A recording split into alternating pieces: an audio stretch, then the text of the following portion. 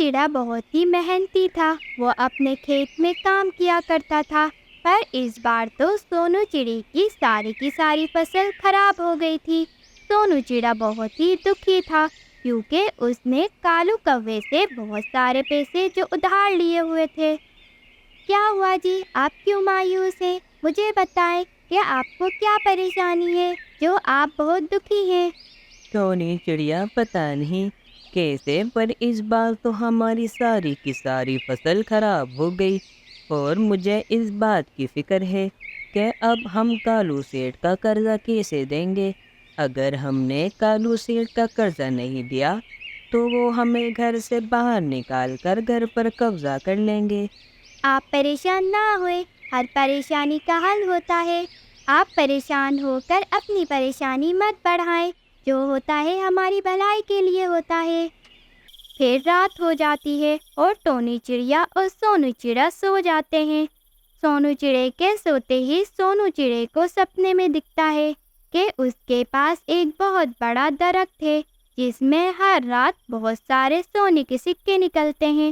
پھر جیسے ہی صبح ہوتی ہے، سونو چڑا رات والا سپنا ٹونی چڑیا کو بتاتا ہے۔ ٹونی چڑیا، میں نے رات کو سپنے میں دیکھا ہے کہ ہمیں ایک ایسا درخت ملا ہے جو کہ روز روز بہت سارے سونے کے سکے دیتا ہے۔ ارے واہ، ہو سکتا ہے کہ آپ کا یہ خواب پورا ہو جائے۔ اگر آپ کا یہ خواب پورا ہو گیا پھر تو ہم بہت امیر ہو جائیں گے۔ وہ دونوں آپس میں بات کر رہے ہوتے ہیں کہ اتنے میں وہاں کالو سیٹھ آ جاتا ہے۔ سونو چڑے، یاد ہے کہ تم نے مجھ سے بہت سارا قرضہ لیا ہوا ہے۔ تم ہر وقت مجھے بولتے ہو کہ میں دے دوں گا، پر ابھی تک تم نے مجھے 1 روپیہ بھی نہیں دیا۔ مجھے پیسے دو یا پھر یہ گھر، کیونکہ میں اس سے زیادہ انتظار نہیں کر سکتا۔ جی کالو سیٹھ، میں اس بار بھی آپ کو پیسے ضرور دیتا، پر میری ساری کی ساری فصل خراب ہو گئی، پر میں دوبارہ سے فصل لگا کر آپ کو آپ کے سارے پیسے واپس کر دوں گا۔ مجھے پتا تھا کہ تم مجھے اس بار بھی جھوٹ بولو گے۔ بس بہت ہوا، اب تم دونوں اس گھر سے نکل جاؤ، اور اب سے یہ میرا گھر ہے۔ پھر کالو سیٹھ ٹونی چڑیا اور سونو چڑے کی ایک بھی بات نہیں سنتا اور دونوں کو گھر سے باہر نکال کر گھر پر قبضہ کر لیتا ہے۔ پھر وہ دونوں وہاں سے جا کر ایک درخت پر بیٹھ کر رو رہے ہوتے ہیں کہ ان کو کسی کی آواز آتی ہے۔ رو نہیں پرندو، میں تمہاری مدد کر سکتا ہوں۔ درخت کی آواز سن کر سونو چڑا اور ٹونی چڑیا ادھر ادھر دیکھتے ہیں۔ ادھر نہیں، نیچے دیکھو۔ گھبراؤ نہیں پرندو، میں تمہاری پریشانی سمجھ سکتا ہوں، کیونکہ میں ایک جادوئی درخت ہوں اور اپنے جادو سے تمہاری ساری کی ساری پریشانیاں دور کر سکتا ہوں۔ پر مجھے اپنا جادو استعمال کرنے کے لیے تمہیں مجھے ایک صاف ندی کا پانی لا کے دینا ہوگا، اور اس پانی کو میری جڑوں میں ڈالنا ہوگا، جس سے میں پھر سے ہرا بھرا ہو جاؤں گا۔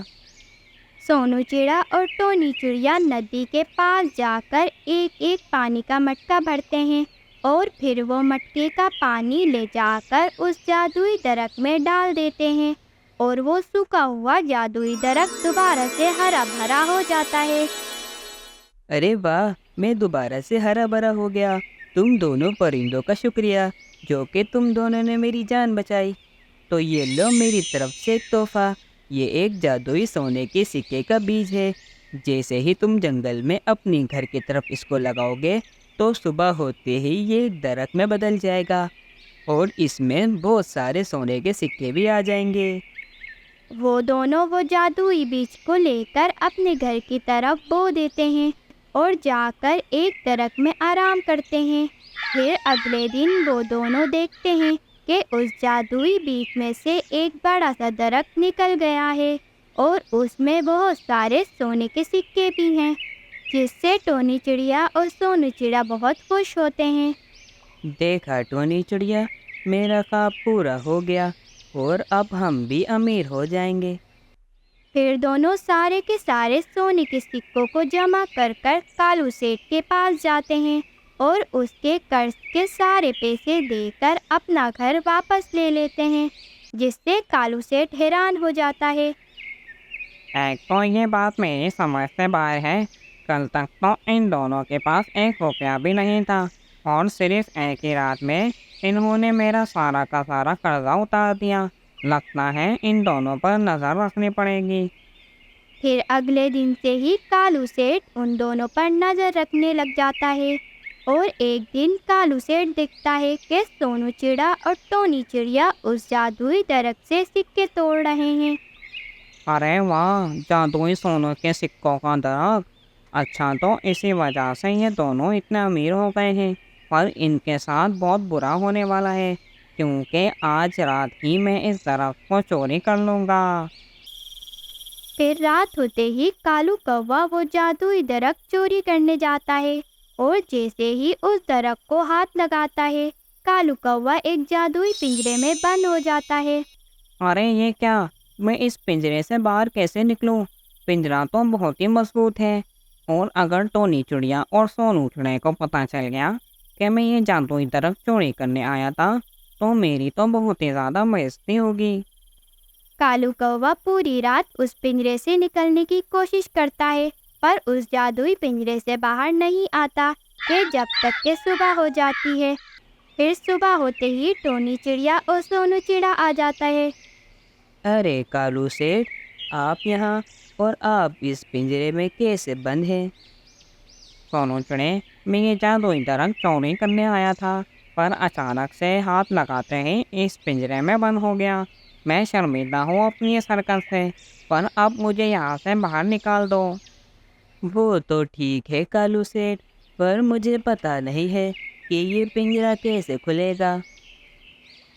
سونو چڑے اور ٹونی چڑیا کے علاوہ جو کوئی بھی پرندہ اس درخت کو ہاتھ لگائے گا وہ اس جادوئی پنجرے میں بند ہو جائے گا۔ پر اس پنجرے میں باہر نکالنے کے لیے ہمیں کیا کرنا ہوگا؟ تم جیسے ہی اس پنجرے کو ہاتھ لگاؤ گے تو یہ جادوئی پنجرہ دوبارہ سے غائب ہو جائے گا۔ پھر جیسے ہی سونو چڑیا اس پنجرے کو ہاتھ لگاتا ہے، وہ پنجرہ غائب ہو جاتا ہے، اور کالو کوا جلدی سے وہاں سے بھاگ جاتا ہے، کیونکہ وہ اپنی اس حرکت سے بہت شرمندہ تھا۔ اس طرح کالو کوے کو اس کی لالچ اور برے کی سزا مل جاتی ہے۔ تو پیارے بچوں، ہمیں اس کہانی سے یہ سبق ملتا ہے کہ ہمیں اپنے ساتھ رہنے والوں کے ساتھ اچھا سلوک کرنا چاہیے، نہ کہ برا۔